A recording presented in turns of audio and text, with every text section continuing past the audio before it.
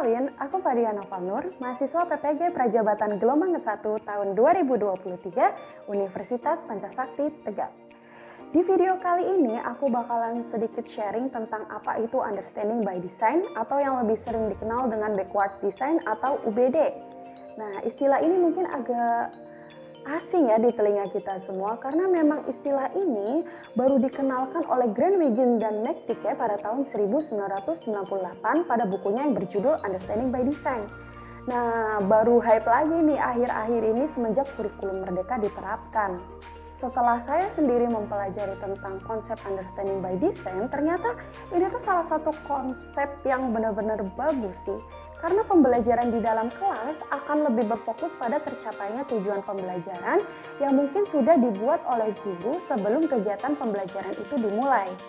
Terus, bedanya apa ya kira-kira sama konsep yang udah diterapkan oleh guru-guru kita selama ini? Nah, tentu aja beda ya.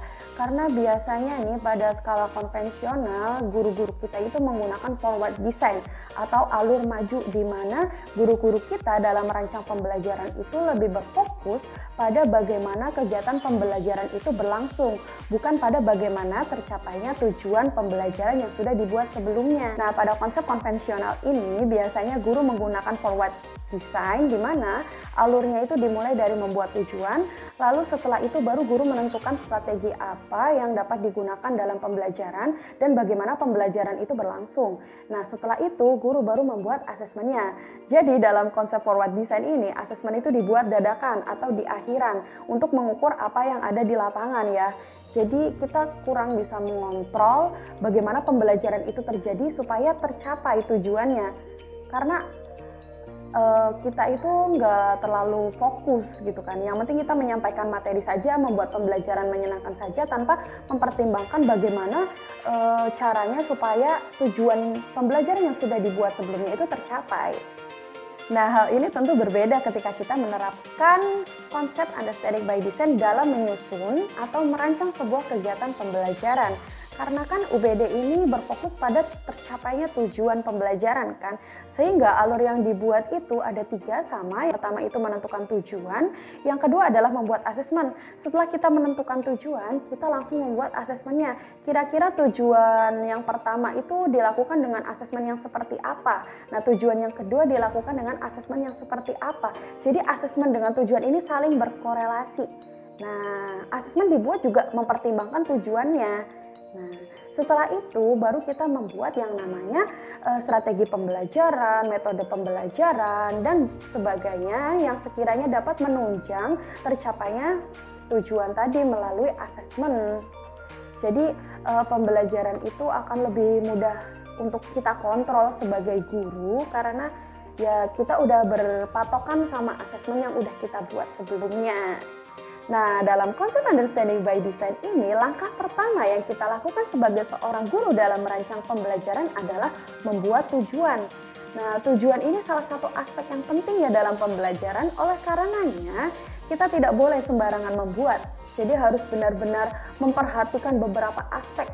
Salah satunya adalah aspek A, B, C, D, di mana A adalah audience, B adalah behavior, C adalah condition, dan D adalah degree.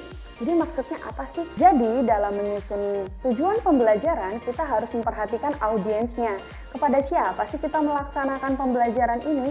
Nah, di sini contohnya adalah peserta didik. Ya, tentu saja kita sebagai guru kan audiensnya adalah peserta didik ya. Lalu pada aspek kedua itu ada behavior, maksudnya adalah perubahan perilaku yang terjadi pada peserta didik.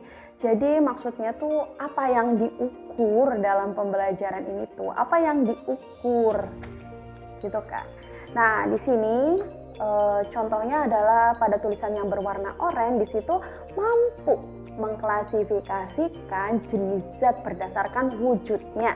Nah, dengan begitu peserta didik itu berarti memiliki kompetensi untuk mengklasifikasikan, memiliki perilaku mampu mengklasifikasikan. Jadi yang dimaksud behavior itu. Nah, selanjutnya pada aspek ketiga itu ada yang namanya condition. Kondisi apa sih yang menyebabkan peserta didik itu mampu mengklasifikasikan tadi, mampu memiliki kompetensi mengklasifikasikan itu sendiri. Nah, di sini kondisinya adalah setelah kegiatan praktikum. Nah, harus jelas ya. Nah, setelah itu baru ada yang namanya aspek degree. Nah, degree ini itu adalah ukuran yang kita jadikan acuan. Jadi di contoh ini tuh contohnya adalah yang benar dengan benar gitu kan. Nah, misalnya mengklasifikasikan atau menyebutkan 3 jenis zat. Nah, itu 3 jenis zat berarti itu adalah salah satu degree ukurannya. Nah, tahapan selanjutnya adalah membuat assessment. Nah, assessment itu ada 3 jenis. Yang pertama itu as, lalu for, lalu of. Nah, maksud dari as sama for itu apa? As sama for itu biasanya digunakan, assessment yang digunakan selama proses pembelajaran berlangsung.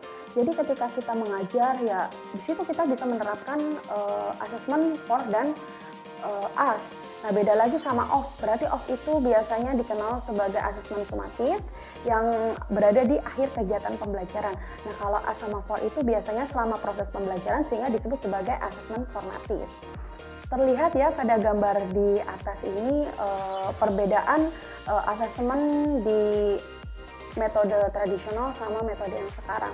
Kalau di zaman dulu itu asesmen sumatif atau penilaian, contohnya itu penilaian harian, UTS, UAS, itu jadi aspek yang paling penting.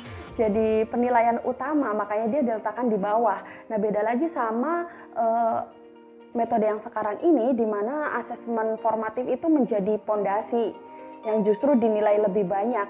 Karena pembelajaran sekarang itu lebih berfokus pada proses, bukan pada hasil akhir gitu ya. Nah, langkah terakhir dalam konsep UBD ini adalah menentukan kegiatan pembelajaran. Seorang guru harus bisa menentukan bagaimana pembelajaran itu akan berlangsung, yang sekiranya pembelajaran itu dapat menunjang atau berkorelasi dengan asesmen dan tujuan yang telah dibuat tadi. Nah, ada baiknya kita itu menggunakan pendekatan student center di mana peserta didik secara aktif mampu merekonstruksi pemikirannya sendiri sesuai dengan teori konstruktivisme. Nah, berdasarkan apa yang udah kita bahas tadi, maka bisa kita simpulkan nih bahwa dengan menggunakan prinsip UBD, kita sebagai seorang guru dapat lebih mengontrol pembelajaran di dalam kelas sehingga terjadi pembelajaran yang sistematis yang mendukung untuk tercapainya sebuah tujuan pembelajaran yang mungkin sudah kita susun sebelum kegiatan pembelajaran itu dimulai. Jadi udah kita susun di awal tadi, itu aja sih yang bisa aku sharing pada video kali ini. Terkait konsep-konsep lain mungkin bisa dibahas di video yang lain ya. Itu aja yang bisa aku sampaikan. Terima kasih sudah menonton.